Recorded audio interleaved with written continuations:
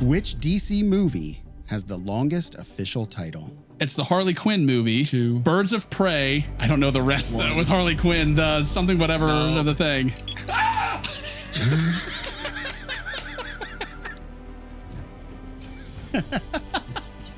So What's the Matt problem? is currently leaving. Where are you going? I got an advanced version of the Man of Tomorrow popcorn bucket. Oh. Just for you, buddy. Objectively speaking, who is the best Batman? Oh, this is easy. Hey, everybody. Welcome back to the Shed Some Light podcast. Thank you for joining us in Ben's Shed. That's Ben. That's Mike. That is Joey. That's Matt. And today we're going to put a bit of a pause on the road to brand new day because we had to talk about what everybody else is talking about, Supergirl.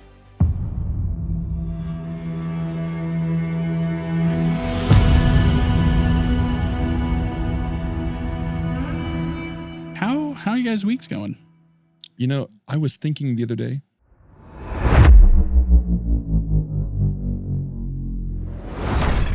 We talk a lot about theater etiquette. That is nothing to me comparing it to public restroom etiquette.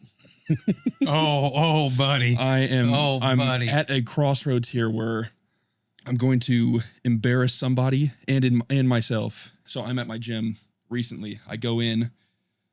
I'm using the urinal. I will not go number 2 in a public restroom. In a urinal? I think that's it goes without said. I get it, man. Me either. I won't go number 2 in a public restroom in general. This is a 100 square foot bathroom, maybe 2 stalls, 1 urinal. I'm going and there's a guy in there and he's making it obvious that he's in there. This is my issue. I'm going. Oh my gosh. Oh no. And I'm going, I'm like this. And then Dude was battling demons. I literally go, bro, out loud. I'm like, bro, sorry, man. You know this. You know how it feels. Yeah, not in public. I know how it feels. I would never ever embarrass myself like that in public. Right. So what is your solution when you're in those demon fighting moments? You choose to either hold it, or I'm walking out of there with soiled trousers. See what I playing do? a dangerous game. You have to. What I do is you got to wait for the flush. If there's somebody else in there with you, you always got to time it with the that's flush. respectable. If Hold it. Yes. And then the second you hear that, that's the time to unleash. Make a chance. If I hear it and you flush at the same time, at least I know that you made an effort. If you're just holding on to the walls and I can see your feet sticking out from bottom of the stalls, no, I'm getting angry. I'm getting angry here. and shirts off, pants off. I have a story about this specifically. So I'm at a campground with my family. With campgrounds, they have the one specific communal pavilion. And they're disgusting. And they're usually nasty, but Terrible. I won't go number 2. We've already established that. So I go in and I'm at the urinal and I'm going. And like I said, there's a guy in the stall just blowing it up, like committing atrocities. And I'm like, okay, whatever. And then 2 more guys walk in, total strangers. And I'm like, oh gosh. And the guy's still going. He knows there's other people in there. He's still going. Yeah. And it finally subsides. And I'm going. And I hear, hey, Mike, out of the stall. And it's my dad. The guy at the urinal next to me goes like this. And I'm like, Who's Mike? zip my pants up, and I'm out of there. My dad was like, you didn't hear me in there? Oh, I did. Everyone did. No. So you know what? For everybody else's sake, either hold it, wait for the flush, or wait for everybody else to be out of the bathroom. Mic drop, ladies and gentlemen. Okay. Well, as you can see, Mike is back. He was on last week's episode, and after we finished, he was like, hey, this was a lot of fun. And so I can happily say that he is here for good. And so we're very happy to have him. So thank you. As you've just heard, it's an honor to have him. But like we said, we've been doing a Spider-Man series, The Road to Spider-Man Brand New Day, for a while now. And we were going to go into the Spider-Verse movies. We're going to hold on and do those next week because, as everybody knows, Supergirl recently came out. and it is the talk. Speaking of bathroom atrocities, we'll get into that. But everybody's talking about it, and we knew that we had to take the opportunity to talk about it as well and join in on the fun. So as always, thank you for joining us. If you are new, even if you're not new, we've been looking at a lot of the analytics, and so many of you who are following us or engaging with us, you're not subscribed. Do us a favor, do yourselves a favor, go to YouTube, hit that subscribe button, hit the bell so every Monday at 8 a.m. you know that we are posting our full-length episodes. Simple. It's so easy. And speaking of engagement, you all have been killing it lately. thank you. So thank you so much. We've been having a blast engaging with you guys. We appreciate all your opinions and your thoughts on your movies. It's what makes this community so fun, and so we're so happy to have you guys be a part of it. The death threats, especially. Thank you. Yeah, to the one guy who We're loving it. basically gave us a death threat. Hope you're having a good week. Have a blessed one. Have a blessed one there, buddy. Keep the engagement coming. We love hearing from you guys. We love hearing your thoughts, and we especially love hearing you guys and arguing in the comments. It's a lot of fun to watch during the week, so thank you for that. But before we kick off this episode, of course, it wouldn't be a true Shed Some Light episode without a little Joey the Smuggler. Most of you know this already, but if you're new, Joey the Smuggler is here because costs are only going up, especially at the movie theater. They're just getting so expensive. So we here at the podcast, we want to help you cut those costs. And Joey the Smuggler's specialty is to show you how to save some money by bringing in your own snacks. So he's going to introduce a new snack or beverage or maybe a slept-on one from years ago that most people don't know about to enlighten you. So without further ado, Joey, what are you smuggling into the theater this week? What is everyone's favorite brand of chips? You got to say Lay's, I feel like. I feel like you have to say Lay's. Lay's, okay. Because of the variety. I feel like you have to say Lay's. The variety. If I'm not gonna go like crazy big brand, I'm loving Miss Vicky's. Ooh, Miss Vicky's is good. Miss Vicky's, the spicy dill pickle Miss Vicky's. Oh, No, it's unbeatable. No, it's so good. They recently only had it at Jersey Mike's. It was a Jersey Mike's exclusive. Yeah. And they just put it in stores. At Kroger, I've seen. It's so good. You big at bags. Costco, you can get like a giant bag. Dude, they're so good. You're not a pickle guy? No. Well, I mean, I like pickles, but I don't want my chips to taste like them. Oh no, they're so good. No, it's good. Don't knock them till you try have them. to try them. Yeah. But anyways, I found these. These must be brand new, and I've only been able to find it at one Kroger. I can't find it anywhere else. Let's see. But it's Ultimate Garlic Parm Doritos Alrighty. for America's 250th. So, Okay, like I coming said, up. I've only Shout out seen these America. once, and I have never seen them yet again. Okay. So, not sure if they're done or they're just being sold out because they're so delicious. So, Let's find You'll out. be the judge. Yes. Do that right by the microphone. There you go. Yeah, there we go. Everybody, 3, 2, 1. That is a Cool Ranch Dorito. Yeah, was gonna I'm not really tasting the difference here. That is am a not Cool Ranch Dorito. Milder, Cool Ranch. Maybe less flavor, yes, but it is. Yeah, like definitely- comedian Pete Holmes, he always says that Cool Ranch Doritos like licking a 9-volt battery. that's like licking a 6-volt battery. Yeah. This is a 6-volt. are we being? It might be punked. Let me look at the color. Dude, that straight up just looks like a Cool Ranch Dorito. It's not bad, but you not may as well bad. eat a Cool Ranch Well, immediately Dorito. I was like, wow, these are really good. But I was like, wait, I've tasted this before. Right. Yeah. If we're saying on ingenuity, it's a C, hands Yeah. down, Oh, I because would it give it a already D. exists. But for flavor wise, since it is it doesn't taste reflective like of a garlic parm to me. no, I'm not getting garlic at No. all. I'll give it a B, but only because I think Cool Ranch Doritos are a D. Wow. You like that better than Cool Ranch? That is a hot take. That is a hot take. Yeah. wow. I'll challenge you one. I think nacho cheese is an F. Okay, What? buddy. Yeah, I'll stop us there. You're about to lose your smuggler license. What? Okay. Are you serious? Oh, I hate the nacho cheese one. Really? The purple, the sweet Thai chili. That's my least favorite. Least favorite. Spicy nacho all the Spicy way. nacho all the way. That's better. Purple bag.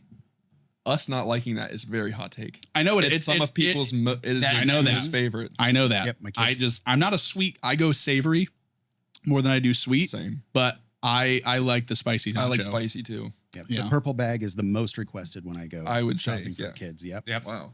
Yeah. Wow. That's a lot of Doritos. So many. Ben Doritos. has lots of kids. Yeah. for It's a those of you Costco that are trip. new. What do you guys think? Dorito flavor. Yeah, let us know. What's your favorite or least favorite Dorito? Yeah. Let us know in the comments. All right, well then we'll do Shed Shock next. So Let's do it. Here we go. Shed Shocked. Alrighty, so Shed Shock is simple. It's just trivia, but if you get the answer wrong, you get zapped. We are gonna have Benjamin be our question giver because we're gonna do a little brother v brother DC trivia in light of the theme for today's episode. I'm just going to give quick answers, whether I know it or not. Which actress became the first live-action Wonder Woman to headline her own solo film? It is Gal Gadot. Correct. In The Dark Knight, the Joker performed a magic trick. Give me a... What object did he make disappear? A pencil. Well done. Well done. What is the name of the hidden island paradise where Diana grows up? The mascara. Well done. Who directed Wonder Woman 2017? Patty Jenkins. Well done. Nice pull. Nice pull. Which 2016 film introduced Margot Robbie as Harley Quinn? Suicide Squad. Got it. Who said this line? You just have to decide what kind of man you want to be, because whoever that man is, good character or bad, he's going to change the world. Oh, that's Paul Kent. That's right. Well done. Kevin Costner, Paul Kent.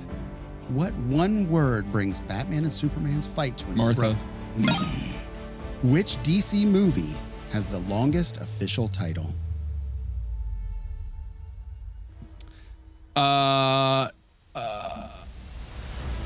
It's the Harley Quinn movie. Two. Birds of Prey.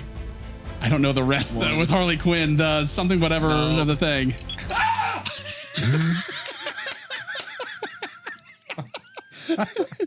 He went to another dimension. I'm sorry, Matt. The answer is Birds of Prey and the Fantabulous Emancipation of One Harley Quinn. I knew the movie. I just didn't know. I knew half the title. Check his chair. In Superman 2025, what name does Superman Robot 4 suggest for himself? I know this. 3, 2. Stewart.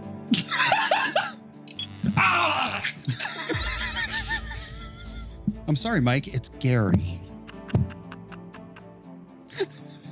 Yowza. Who portrayed Supergirl in the 1984 live-action film? Oh, is it Helen something? You're on it. Is it Helen Slater? Yes, sir. Yes. Let's go. Well done. Nice pull. Oh. All right. What is the name of Aquaman's half-brother who becomes the villain Ocean Master? He has blonde hair. I know that. Mm-hmm. Jareth. I'm sorry, that's incorrect. Well, what? Orm Marius. Orm. That's right. What DC movie has the lowest Rotten Tomatoes critic score of all time? Are we talking all DC? We're not even talking DC, like Zack Snyder's? DC. The lowest? There's no way. There is no way. It's not. Is it 3, Superman 4 2. with Christopher Reeves? No, I'm sorry. The answer is Catwoman. I'm not. With an 8%. Oh, with Halle Berry. Yes. Dang it. Now, Superman 4 is an honorable mention. It had a 12%. That's what. Okay, So it's that's a good what pull. I thought. Good pull. Dang it. Not good enough. What everyday object does Barry move in the grocery store to save Milk. his father? No. I'm thinking about I'm sweating bullocks. I'm sorry, it was a can of tomatoes. It was. I was thinking about the surveillance tape in Justice League. The lead actor for Jonah Hex also played 2 Marvel characters. Josh Brolin. Well done. What is Harley Quinn's real name? Harleen Quinzel. Well done. Nice. Little breather for you. That's great.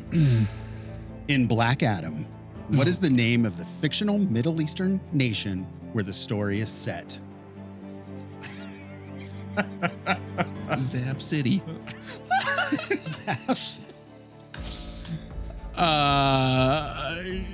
Kazakhstan. I don't know. He got me twice. That's a real place. Sorry. Not sorry. I'm sorry, Matt. The answer is Kondak. I got the car part right. Is a real. I just had to throw something out there. I couldn't even think of a fake one. All right. What is the name of the prison where many villains are held in the Suicide Squad? Oh. Yeah. I was like, oh. Riker Island. Riker. Can I? Is it Bel Rev? I would Bel have Rev? never Bel gotten Reef? that. Let's Yes. go. You thought it was Arkham. I did it first. How many actresses have portrayed Kara Zor-El, Supergirl, in live action? 5. That is correct. Let's go. Well done. Objectively speaking, who is the best Batman? Oh, this is easy. Objectively? Ben Affleck. Well done. For sure you were going to say, who's the animated one? Oh, Kevin Conroy? I would say live, Arkham. I would say Arkham. if we're going live action, it's Ben Affleck all day. If it's Arkham any looks- Batman animated, and I'm going Kevin Conroy, Yeah. Arkham, Kevin Conroy specifically. He whoops anybody. But Ben Affleck for sure. Yes. Wow. So We just got shocked apparently, and Ben shed. dude, that was freaking awful. Okay, apparently a jump from 11 volts to 16 matters a lot. Yeah. I'm gonna have to get a note from my doctor saying I can't do that. Yeah. I got an irregular heartbeat. Okay, yeah. Well, as shocking as that was, it's time to get into some unshocking review for Supergirl. So let's head into this. As always, when we talk film, the first thing we're going to do is all share our grade, as of course, on a letter scale with the addition of a plus or minus need be. And so, like last time, all at the same time, we're going to share our score. Now, I will say, Mr. Smuggler here, due to his schedule, did not get a chance to see the film ahead of time, so he's going to be more of a... I don't watch A movies voyeur. that has a woman as a lead role. Okay.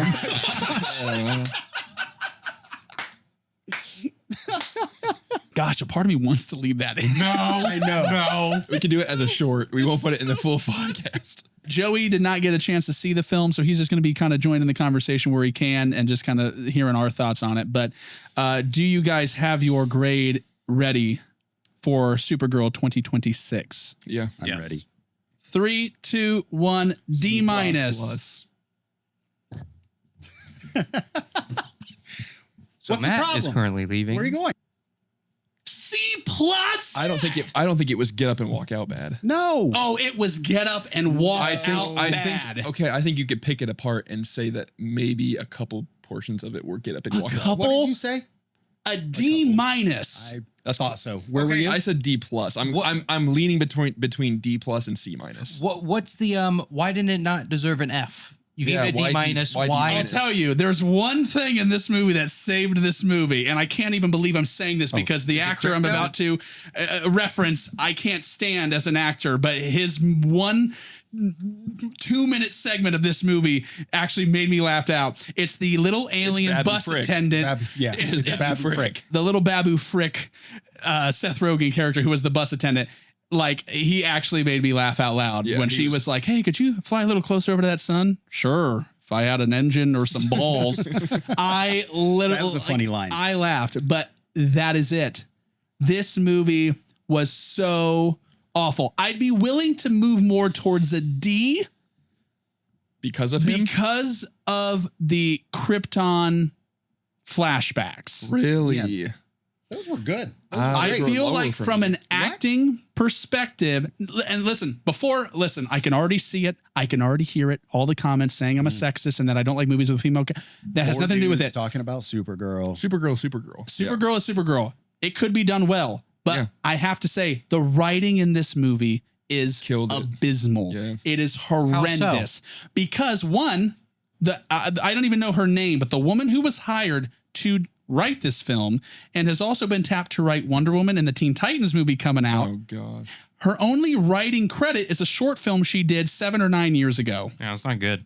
Yeah. That's all her. That's the only I thing didn't know she that. has. I might be more qualified. But it makes to sense write now. it. But does it make When you sense? listen, because the dialogue is what killed that movie. It's the dialogue is awful because listen, I'll say this: Millie Alcock, she's not a bad actress. She's okay. No, she's awesome. I think she did great with what she I was agree, given. right. I think she could be a good Supergirl. She was in the show on Netflix that my wife watched. I can't remember what it was. Julianne Moore was in it, but I saw a few scenes with her acting, and she can act. And I think particularly in this movie, her best display of her acting ability was the Krypton scenes. You know, like you could see the emotion in that and all that.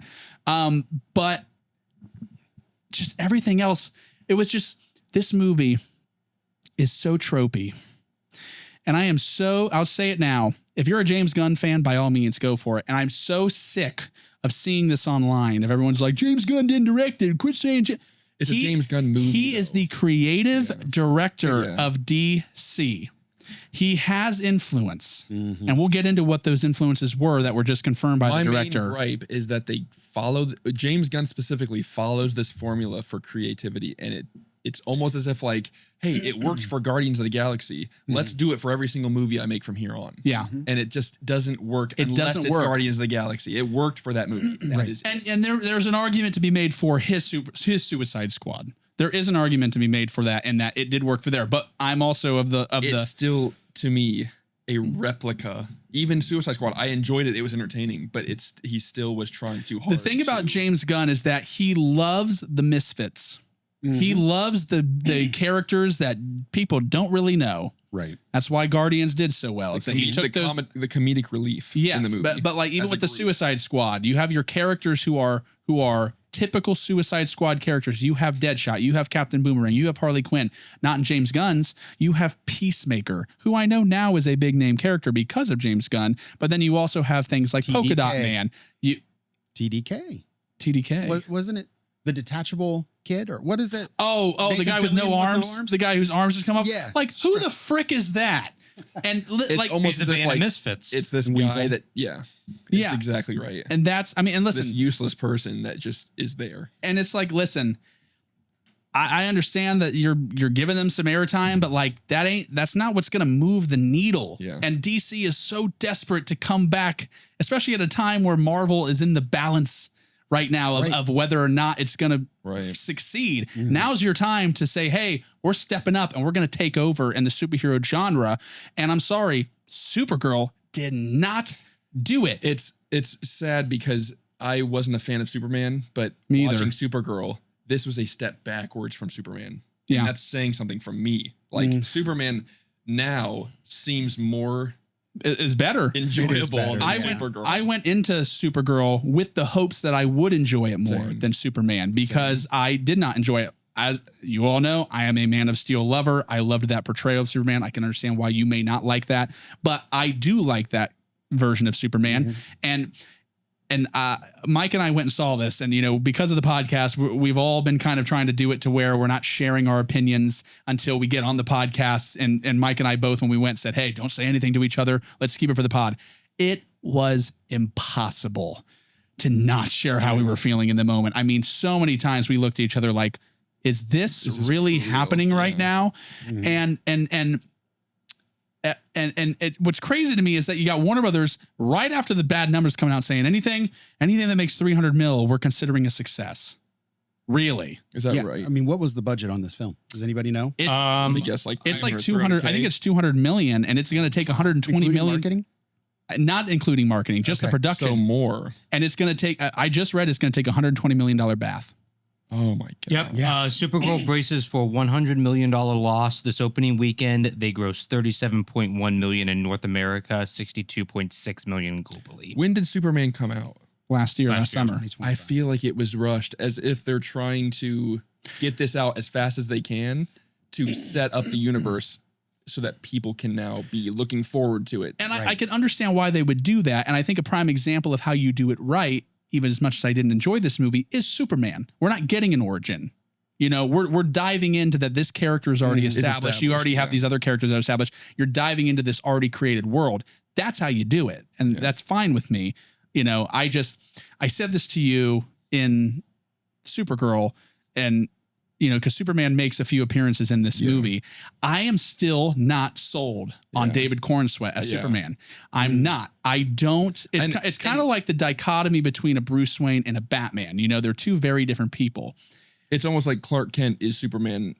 It's almost like you're watching Clark Kent fly around. It's like it's just like he's a square. He's a big geek when he's Clark Kent, and it just feels like he still is a big square when he's in the suit. And I think he turns it on. He turns on the nerdiness for when he's being. It's definitely more exaggerated for sure. I remember there's one scene where he's like sitting there and he's like, huh? There's like an expression. He's a doofy guy. Very different. Yeah. And I get that. I think it is a little more exaggerated, but and by all means, he's a good actor. David Cornsweet is a fine actor. He's good. I think the look is for me. The look just isn't there, and so I can't get captivated. I think he has to grow into his role. Yeah. Oh, and by the way, Superman on opening weekend made $125 million, so they almost made $100 million more dollars than what Supergirl did. Yeah, and but back to what I was saying. This has nothing to do with the fact that I don't like female characters. It's just it's a badly written one, and the problem is that I just feel like lately people just can't write good female characters anymore. We've had a lot of good ones. Scarlett Johansson's Black Widow. That's a really great written female lead. Gamora, she's very good. Gal Gadot, I like her as Wonder Woman. I know that's not the most popular opinion. I know a lot of people don't like Gal Gadot as Wonder Woman. But another example, Edge of Tomorrow with Tom Cruise and Emily Blunt. Right. Emily Blunt is freaking awesome in that movie. Yeah. She's so good. She is the man in that movie. People just need to put effort into these characters. There's just no effort. Though. And like you said it earlier with the formulaic, I am so sick of this cookie cutter formulaic thing that James Gunn does every single freaking time. And it's almost as if like he didn't he couldn't do the Band of Misfits in this movie. So he just brought a bunch of misfits randomly at different points. And I know that this movie, don't get me wrong, I know that this movie is based off of the comic Woman of Tomorrow. I know that. But from what I've been seeing and hearing from a lot of people, it is very loosely based. And they changed a lot of things. And some major things, like apparently there was some like major space dragon that she fights in the book. It wasn't in here at all. It's on the planet with the green sun. Yeah, they said that there's like dinosaurs roaming that planet. Kara is weakened by the green sun and it forces Ruthie to defend her from this dragon. That would have been such a cool scene if they'd done that instead of this heartwarming, you need to be better. Look how my life turned out kind of thing. Even though throughout the whole movie, Kara didn't care about people's feelings. She didn't care about being a douche. She didn't care about anything. Yet she's giving advice to this young girl to not be vengeful. I don't feel like she feel like she grew into that character enough through the movie. Well, I think that speaks to it was supposed to be there under the surface, and she's just dealing with all the trauma. She's very different from Clark. She is. She witnessed the destruction of Krypton almost 3 times. Right. Well, Clark has no idea what he missed out on. Yeah. And she has, I thought the flashback scenes were great because there was this montage of her, having fun as a child and being close to her family. We didn't get any of that for Ruthie, by the way. Who's Ruthie? Right. So Ruthie is the second protagonist at the beginning of the movie. So we'll get into this more, but is it Krem? Is that his name? Krem is the main big bad of this movie. One of the most forgettable villains of all time. No depth. He could have been memorable. He could have been memorable, but they just butchered him. Yeah. They didn't care enough, I don't think. Well, I think one thing that they did do well is they just made him irredeemable and evil. Like so many of these villains in these comic book movies now, you have your Thanos was right movement. You have he's just a bad guy doing bad things. He's just a bad guy. Yes. Yeah. He's like a space pirate or something. Exactly. Well, so basically Krem he's the bad guy. And the movie starts out with Krem showing up at this family's house. The dad of the family is a sword weapon maker. And Krem is just there to collect swords for reasons we don't know why. He's just there to... They just want them. He just wants the swords. And so he shows up, asks for the swords, and then some stuff goes down. Krem kills their oldest son. And then she watches... Ruthie, the youngest daughter, watches him slaughter the rest of her family So now in front of her, and now she's seeking Ruthie vengeance. has a vendetta against Krem. So the whole point of the movie, I'll get you up to speed here. So that's Ruthie's journey through this movie. Kara's, this is a prime example of some wonderful writing. Kara, at the beginning of the movie, Krem shoots Crypto, and they're on a red sun planet. And anytime they're on a red sun planet, their powers are null. They don't have powers. They only get their powers from yellow sun planets like Earth. So, so she's going to all these red planets so she can get drunk. Okay. So one, and then so while she's on this planet, Krem shows up randomly and he's just kind of there. He gets on her ship while she's goofing off somewhere else. And then Crypto notices that he's on the ship and starts darting after him. Krem shoots Crypto with a poison dart that magically takes 3 days to take effect. A little convenient. Before a kill, a little convenient. And so the whole point of the movie is Kara trying to find Krem because he conveniently wears the antidote to said poison around his neck like a necklace. Yeah. Yeah. So the whole point of the movie is for her to save the dog. It was like a really, really bad John Wick. There's like moments where the necklace is like falling and she's like reaching for it and it gets snatched away at the last second. Oh, Yeah. So But that's the movie. Crypto does die. Then. No, he does not. Now, like I said, he conveniently, over this many-day journey, magically she gets back just in the nick of time. And it's just so convenient. in the comics, and goes back to where people said that they strayed and it was so loosely based on it, was that in the comics I watched a little bit before this, Crypto actually heals before her and Ruthie go off on this venture to find Krem. So they extended his ailment. Heals. No, yeah, they extended it, and Crypto heals. The only reason Kara and Ruthie go on this trip is so that Kara can teach Ruthie that vengeance is not right. That's the whole point of the comic. Oh, okay. Yeah. Yeah, I never read it. I heard either. that if you read the book, like specifically this book, if you read this book before you watch this movie, It you will ruins be the movie. disappointed. Yeah. So I didn't read it. Which could go for a lot of things, but even so, now that I've seen the movie and now that I'm watching the comic, it makes sense on why, like, I can see why people are like, why did they do this? It doesn't. Yeah. The script, it's one of the worst scripts I've ever witnessed in my eyes. It's so bad. So, Matt, Like you're talking Madam Web bad. Yes. Wow. Thor: The Dark World. I don't think it was that Yes. bad. I do, because like the tropey, I could count maybe 4 times where you had the classic her like, you should just give me a second. Well, yeah. Like I know. 4 times we get that. Let me see here. I understand like this kills the movie dead on, but you know, when they begin to attack the Ruthie's family, those little things pop up in the field and explode his ship. Why the frick didn't you just do that when he landed? You knew Krem was there. You knew he was coming. The second he landed, whoop, I didn't think about blow that. up. Why not just do that? Well, they did think that if they just gave him what he wanted, he would leave. go away. Yeah, that makes So- sense. You know what makes him go away? Death. Well, Yeah. And then who's coming after him? Nobody. We don't get any movie, and that's better for everybody. okay. back to the point. But no, I understand why they didn't blow him up right away. So I had a similar thing. If a yellow sun heals Superman and Supergirl, why not take him to a yellow sun planet where he just miraculously heals? Like, why didn't you take Crypto to the yellow sun planet? Right. So I had that too the whole time. I'm Interesting. like, why is he? Because she gets poisoned and then she's better Then you don't have a movie. from a yellow sun, because then there's no movie, right? Yeah.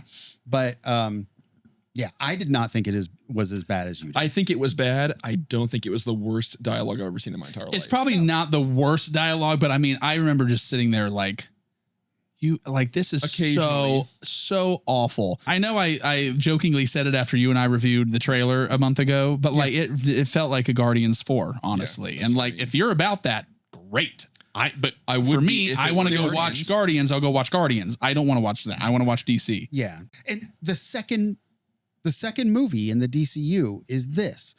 And it got fast tracked because the script was one of the best scripts that James Gunn's ever And read.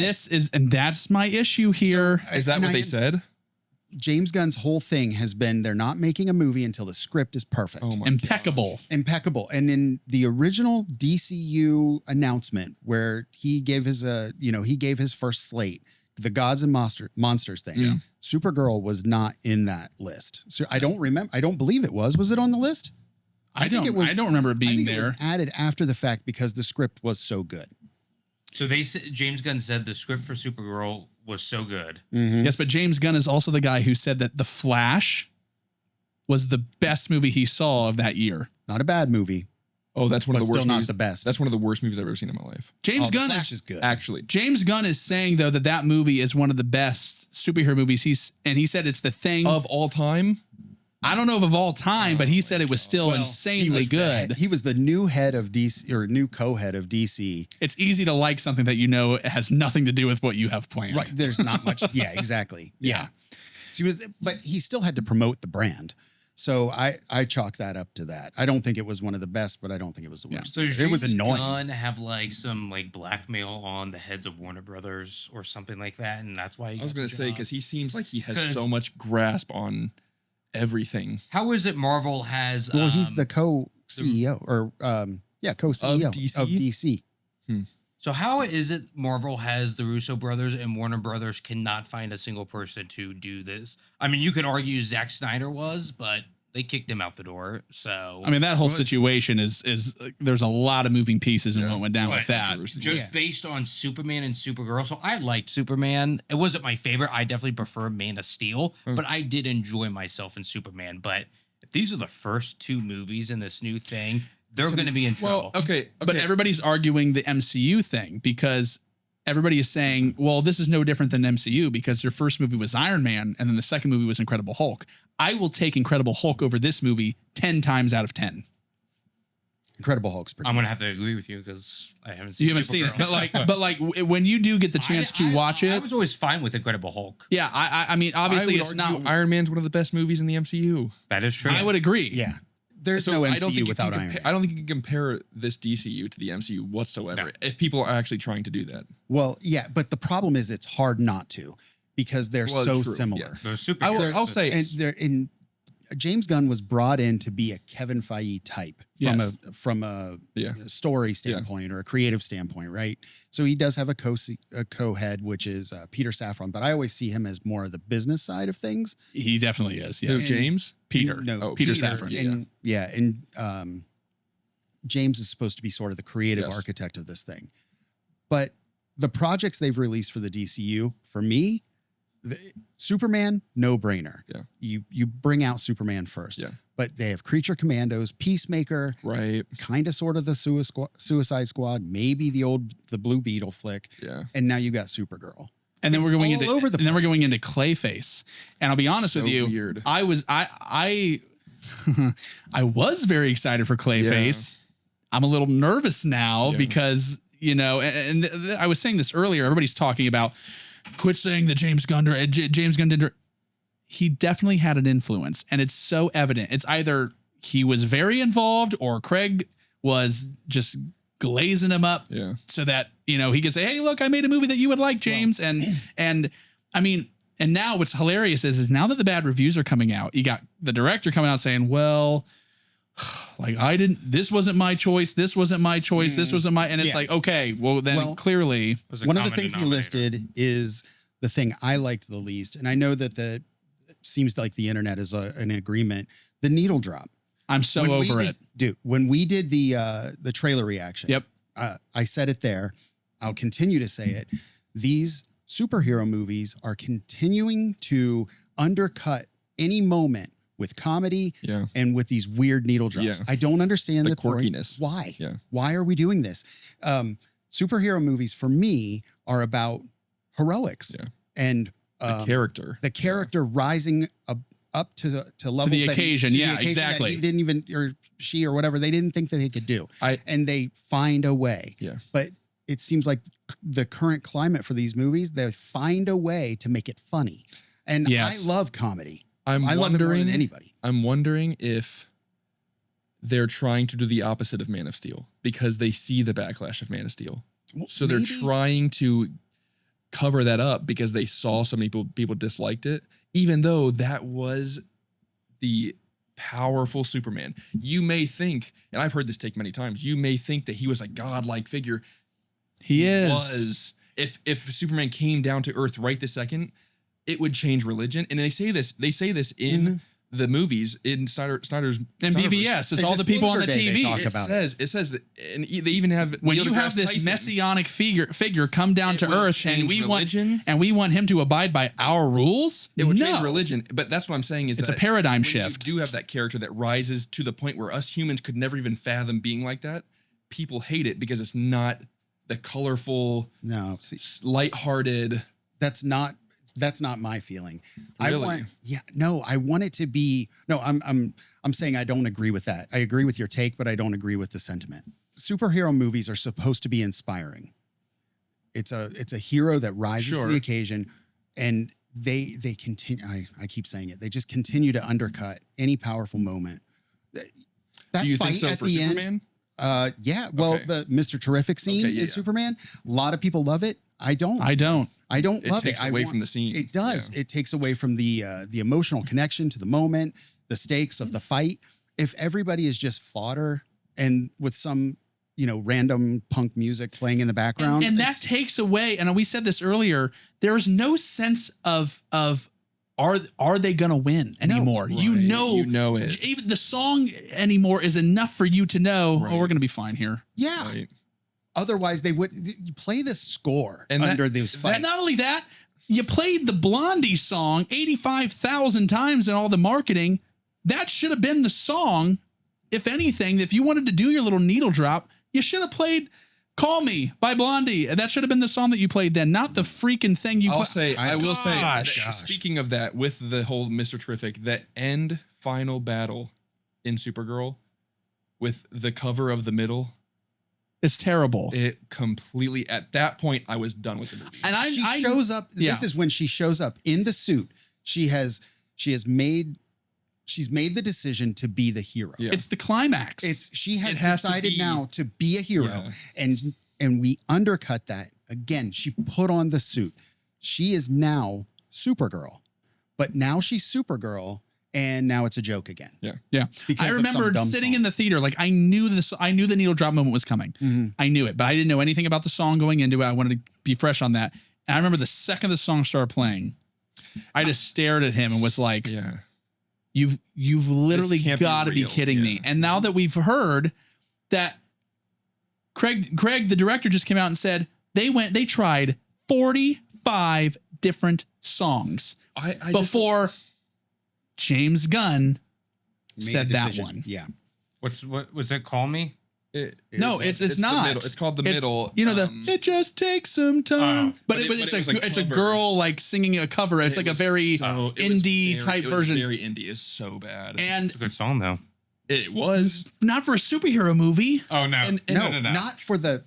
Do that early. Yeah, And I think exactly. there were two of them in There this were one, by the way. multiple, yeah. Yeah, So there were this at is least kinda two. like There the was one in a final bar. fight scene, This is kinda the like- final fight. This is scene. the final fight. Like they are destroying everybody. It's like her hero moment. It's her hero moment. So it's almost like if in Endgame when Iron Man puts on the glove, You Iron hear Man some from upbeat- yeah. Ozzy Osbourne starts playing. It's almost it kind of it the kind of equivalent. takes you There out are of cuts the of that moment. on the internet, Oh, actually. great. Yeah. I don't know why they didn't. Or But AC/DC, tonally, yeah. it still works in that scenario. If you were But- to play that track, but this is a complete for- stark opposite. For the, The tone middle, of that scene, though, yeah. it had to be quiet.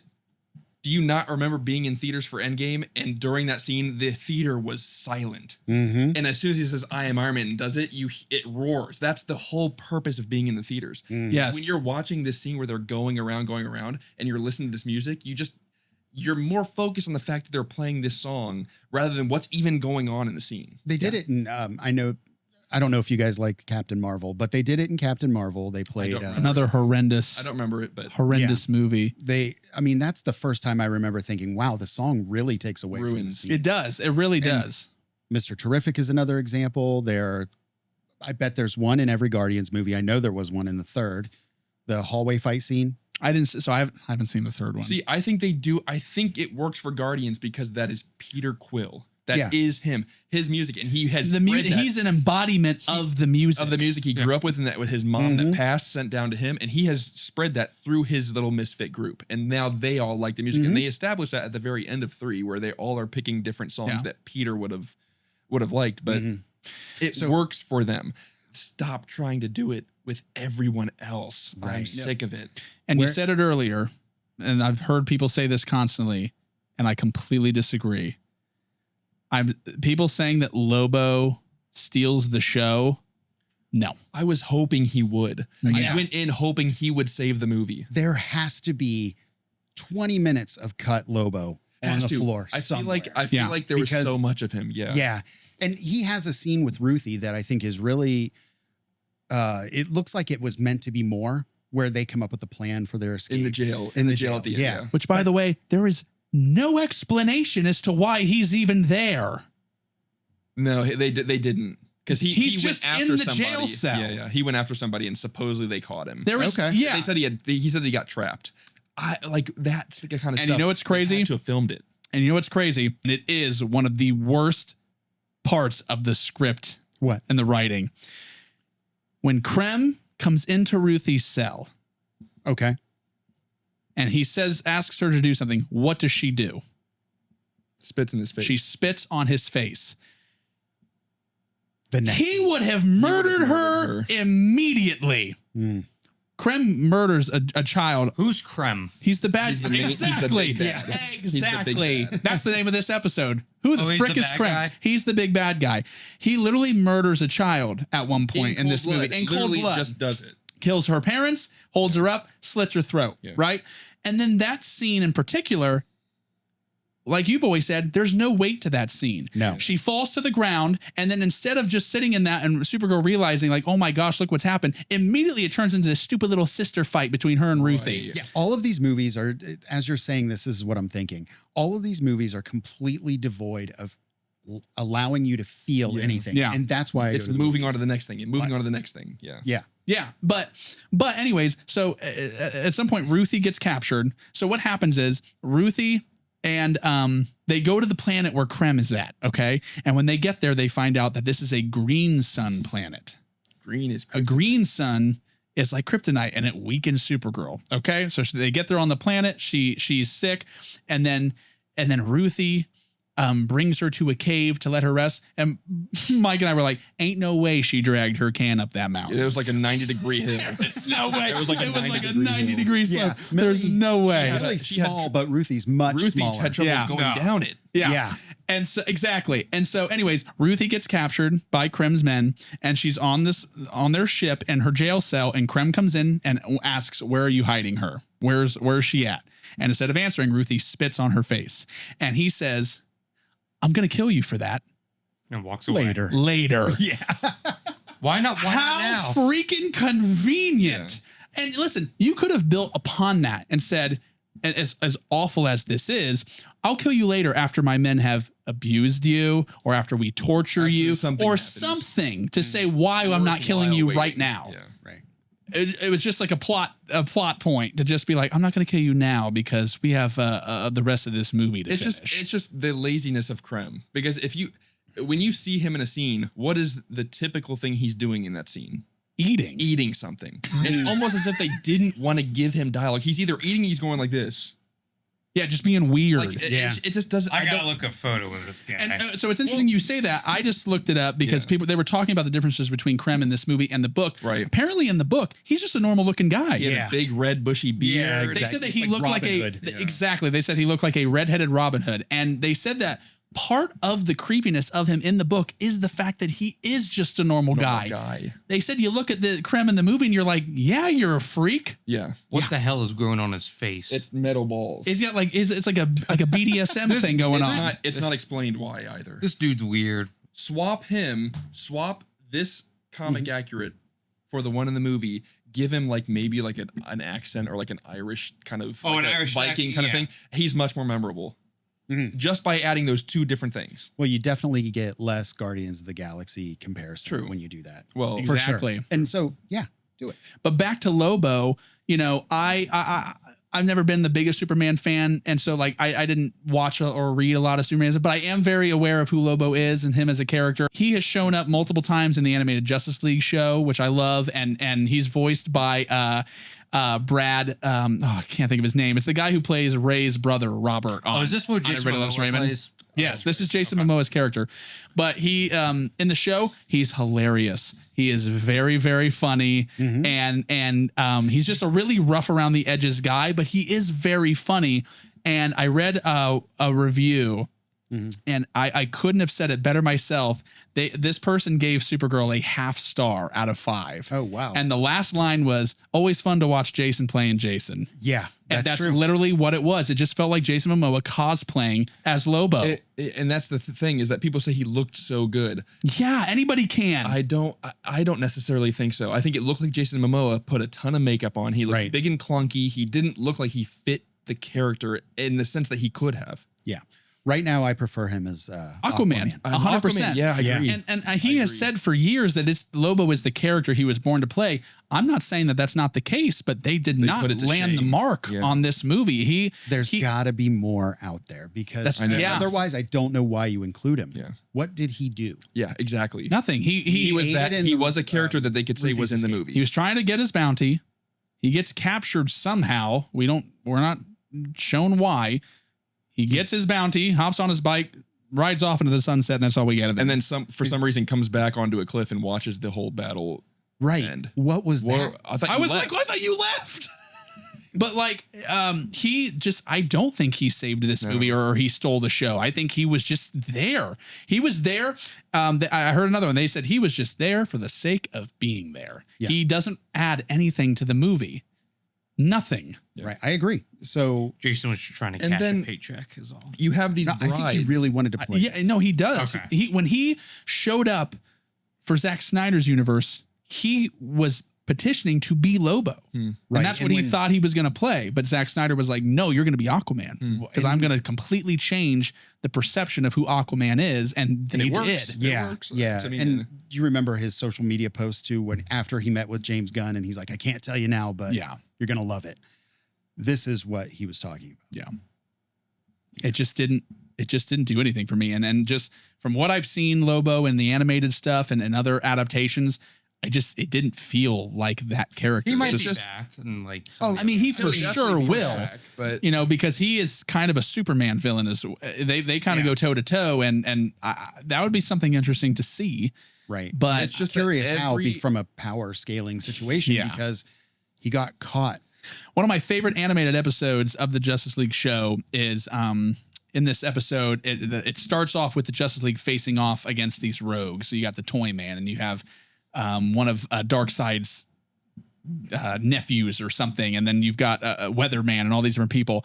And during the fight, Toyman's about to like take out and kill, I think, Flash and Batman, and Superman flies into the beam right the last second and vanishes, and everybody thinks he dies, and they hold like a funeral for him and everything. Well, once he dies, it turns out that he was transported to another planet, and so the whole time he's trying to get back. It's phenomenal writing, but while they're in the watchtower, like recounting their memories of Superman, Lobo just blasts through the glass of the watchtower on his motorcycle. Just like, heard the big man's gone. I thought I'd come and take his place. And it's like really funny. And that like that's the type of thing I thought about getting from him in this movie. And it was just Jason Momoa being Jason Momoa. Yeah. it's just a whole movie to Very me. vanilla. It's a whole movie about characters that you don't really care about, except for maybe Kara. Maybe. Yeah, I thought they did a good job making you care for Kara. And care for Ruthie. Crypto. I don't care about Ruthie. Yeah, The I did. The I don't origin either. of Ruthie didn't give me enough to care about her. In the comics, they give you so much backstory on Ruthie and her family and why it's so important. And then it comes across that Krem comes up to the family and it's Krem's blade that kills the family. It's not her family doesn't even make blades. It's Yeah. Krem's blade, which symbolizes like vengeance and so she takes that blade, hit Krem's blade, and goes to kill him with it. Another convenient plot point that I remember laughing out loud at is that magically Krem just has kryptonite darts as a weapon around his. Would you whip those up while you were waiting for Supergirl to show up? No. So Why I the got a frick question. do you have those? Why? Yeah, I'm with you on this because, and why choose to hide at a planet with two suns? I know with a this. green sun I know this. because Superman's the only other Kryptonian. Exactly. Who knows about like Now, in the comic, I know we are going back and forth, but in the comic, they manufactured that green sun. Krem and the Bilbins, they manufactured it to trap Superman, not even Supergirl. And Supergirl is now on that planet for some reason, but we don't know why. In this movie, we don't know why there's a green sun. We don't know why they're there. We don't know how they would have known that Superman or Supergirl would be there. It's just, She says they did it to trap me. But it how wouldn't do make they any know sense. she's Kryptonian? They met her 2 days ago in a bar. Like, she fought them one time. How do they know? So they made a green sun in 12 hours? right. Well, no, That exactly. only lasts half the day? Exactly. So the other half of the day, they're totally vulnerable? It's almost as if like, hey, this movie is based on this book, even though we didn't really do anything on the book and we just took little aspects of it. Yeah. And you just get lost there. Yeah. And I will say, and this is the same thing that goes for Invincible, the show. You watch the show and you go through it, and then you go through the comics, you go through the compendium. It is different, but it's so similar. They're holding truer to They're the source still material. holding truer to the source material that it's more respectable. They're completely straying from this comic in Woman of Tomorrow. Completely straying. I gotcha. There are some aspects that they just wanted to say, this is based on the comic, and that's it. Yeah. They didn't really care about what was based on the comic, and it's just infuriating to watch. Yeah. So I know you've mentioned writing. So did you think that Supergirl was trying to do too many things at once? What do you think, what motivated or what caused the failure of this movie besides just saying writing? Was it too much to do a revenge story? It was too rushed. Yeah, it was too coming rushed. of age story. And It's like they were trying to build this whole character off of her in this one single movie, which, I mean, maybe you can do that, but they didn't. yeah, I think that if they almost would have done better to make it smaller, to have it be More in pieces. Yeah. Yeah, more about her. Yeah. I did hear somebody comment and say this one would have been great. Would have been a great HBO Max series. It could have been. And because then you could get right into the Krypton Yep. stuff. You could spend more time on Yep. the character development, all of that. But in this case, they went straight to a movie. Yeah. Yeah. Of course, because they think they're gonna put make a couple million at the box out, Well, or make a lot more than what they were making. And they are not. Well, and the fact that they're- Superman came out a year before just tells me they're trying to pump these out as quick as they can to get people on board with this universe. Mm-hmm. I don't know why, but it's just And it's a weird thing because I understand why you would want to rush again. And it's so funny, the timing of these things, because one of the big things that nobody likes to talk about with Snyder's universe is that a lot of the things that people don't like about Snyder's universe, it wasn't even Snyder. It was WB interference and decision making. Batman vs. Superman was never supposed to be the second movie. It was supposed to be Man of Steel 2. And it was going to be Brainiac. And tied it was into going a to lot, and So it was supposed to compete with Avengers. Yeah. So what no. It was supposed to. I think wasn't it supposed to be Civil War that it was competing against? So what I read was Avengers came out in 12 Okay. and was obviously wildly successful. And you got Man of Steel coming out a year later in 2013, right? Well, with the establishment of Avengers and just how well that did, Warner Brothers got greedy and were like, we got to speed these things up. Yeah. We got to compete. So they went to Zach and said, hey, we know you want Man of Steel 2. We got to speed this up. Throw Batman in there. You know what? And Wonder Woman. Also throw Wonder Woman in there too.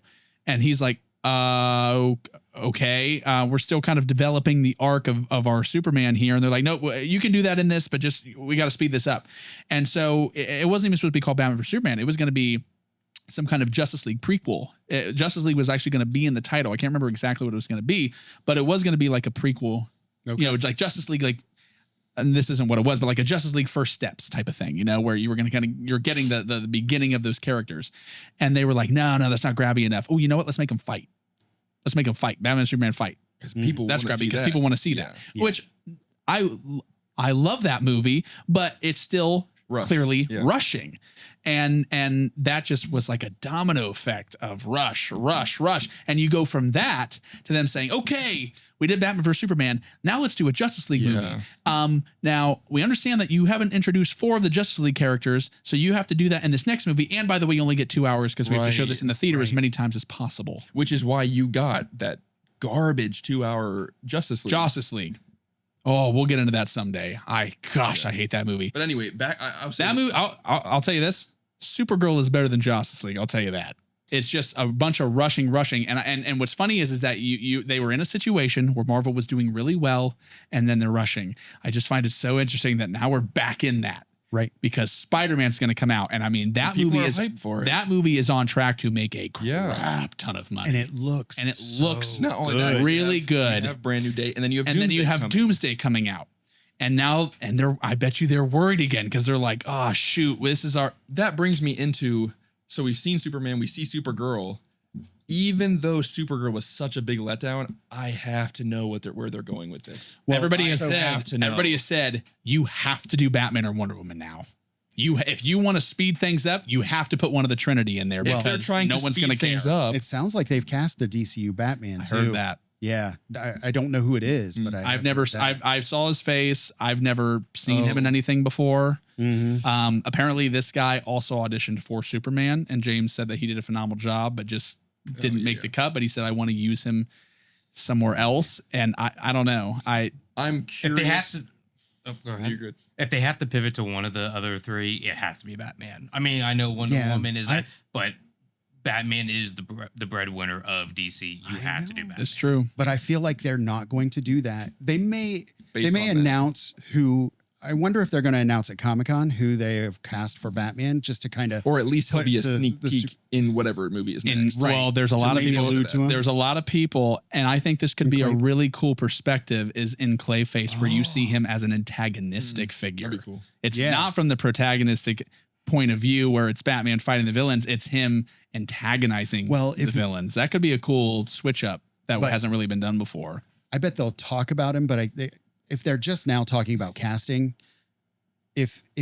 somebody had been cast as Batman in that movie, we would have heard about it by now. That would have leaked. Yeah. But there could be the shadowy figure, the Right, bat, right. all of that, Yeah. alluding to it. Kind of like what they did. This was a lot more on purpose, but like in Creature Commandos, you had the shadowy Batman and show up. You don't see his face, you just see his build, and then he vanishes with a strike of lightning. Something like that, where it's like he's in it, but he's not, and we're hiding it well enough to where we don't have to announce. And that something makes me kind of interested in what's gonna be, because you have these colorful, bright Superman and Supergirl, and then you have something like Clayface horror movie coming out that could be super dark and super gritty, and then that could lead into a super dark, super gritty Batman, and that's when you have the differences between Batman and Superman, which is comic accurate. I mean, Batman is dark, Superman is light. Yeah, I heard somebody say that it should feel weird that Batman is in Metropolis. Yes. Right. Yeah. Like, and that Or goes vice totally- versa. yeah. Yes. there should be a clash in tones. I Right. don't think that the Batman necessarily fits No. because I don't The think he's a Batman good enough doesn't fit. Batman. No, to he's be not. honest. I'm sorry. We'll get into that. Don't worry. Yeah. But the next thing after Clayface then is Man of Tomorrow. Right. So Right. we got to see what that's all about. Speaking of which, You got a little surprise for I us? picked something up. I got an advanced version of the Man of Tomorrow popcorn bucket. Oh. Just for you, buddy. It's Lex in his power suit. That Where did you get that? awesome. I know a guy. That's all you need to know. I don't want to give away my sources. He saw the premiere for Man of Tomorrow. All righty. Well, you saw it here first, everybody. The Man of Tomorrow Lex Luthor popcorn. That is awesome. It's pretty clear. So I say to wrap this up, put a bow on this. How are we feeling moving into DCU moving forward from Supergirl? I'm interested. You haven't lost interest? Interested because they have to go somewhere with this. Yeah. Either good or bad. They have to go somewhere, and I'm interested in the direction they take. Like Jonathan Kent's quote.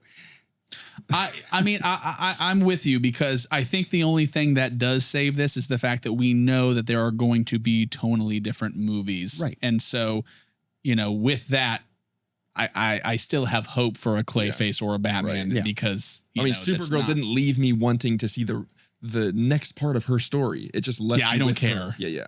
No, I completely disagree. I am interested to see where they go next, but with Kara.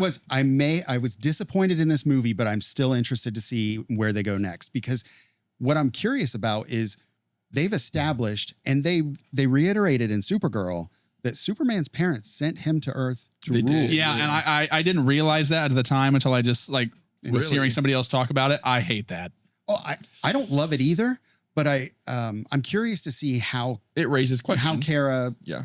you know, Her relationship with him. that and how she's perceived. Now we've got 2 Kryptonians on Earth, and they are already, you know, yes, Superman saved the world, but there are still everything's always divided. And she will so you're feed going to off have of people him. who think she's also evil, that, you know, they'll perceive her the same way they perceive Superman. I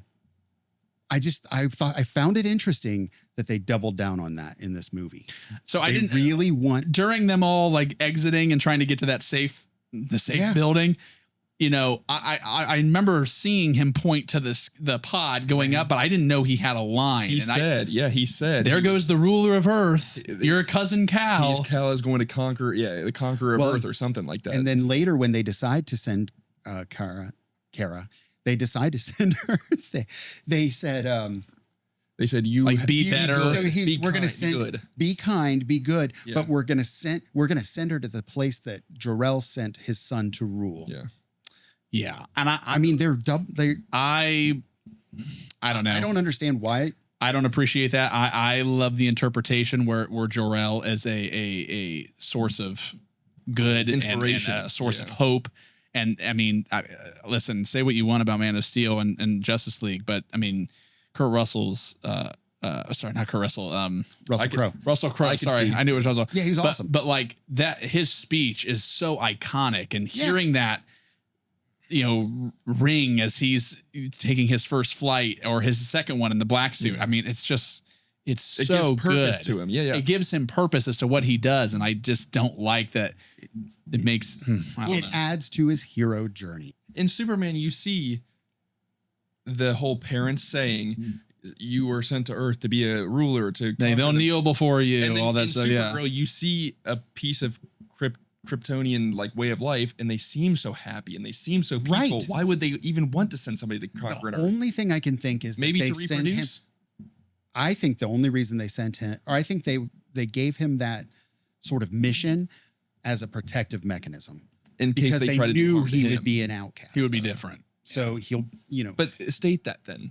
right. You know what I mean? Well, and maybe That we works, get a though. little additional perspective now that Kara knows more of his backstory. Yeah. But We have to see it. maybe we'll see. We'll see. That we will. So this was fun. Bashing Little but stinker. a little A little. a little stinker. Little. Next episode, next week, we're going to continue with our Spider-Man Wrote a Brand New Day series, moving on into and across the Spider-Verse. So, like we said before, we don't want you guys to miss that. So if you have not subscribed yet, go ahead and do that. Click the bell so you're notified every time we post. We're constantly posting on socials, both Instagram and TikTok at Shed Some Light Pod. We're very engaged on both of those. We love chatting with you guys. So continue commenting. We want to hear your thoughts, your theories. What did you guys think of Supergirl?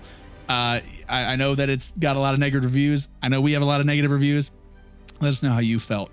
And thanks again for tuning in, and we'll see you guys next week.